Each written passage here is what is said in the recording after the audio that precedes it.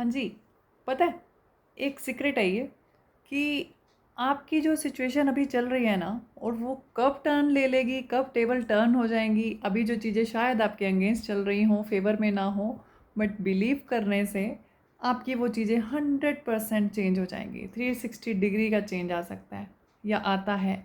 वो पता है कब आता है? जब आप बिलीव करते हो और ओपन होते हो उन चीज़ों को रिसीव करने के लिए।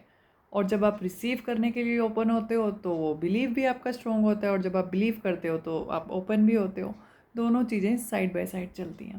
तो आप अभी कैसे सोचते हो या कैसे चलते हो वो आपको देखना है ना? आप बिलीव करते हो या ओपन हो चीज़ों को एक्सेप्ट करने के लिए, तभी तो वो आएंगी ना। जब आप ओपन होगे, अपने वेज को ओपन करोगे एक्सेप्ट करने के लिए, तो रेडी हो जाओ और वो चीज़ें आपको मिलकर रहेंगी।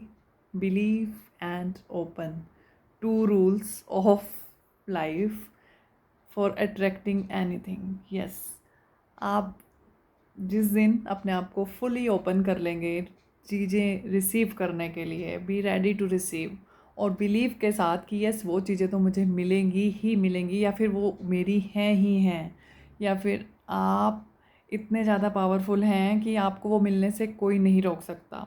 ये जो आपकी इंट्यूशन होती है ना, ऐसे ही नहीं आती है। या जो आप कोई चीज़ें सोचते हो, आपके माइंड में भी थॉट्स आती हैं ना, तो वो वैसे ही नहीं आ जाती हैं।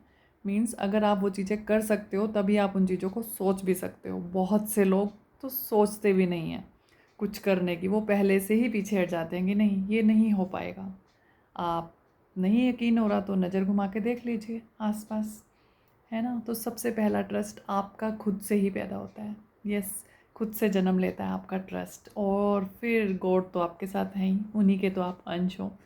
अगर उन पे इतना ज़्यादा बिलीव है तो सब कुछ मिलेगा, है ना?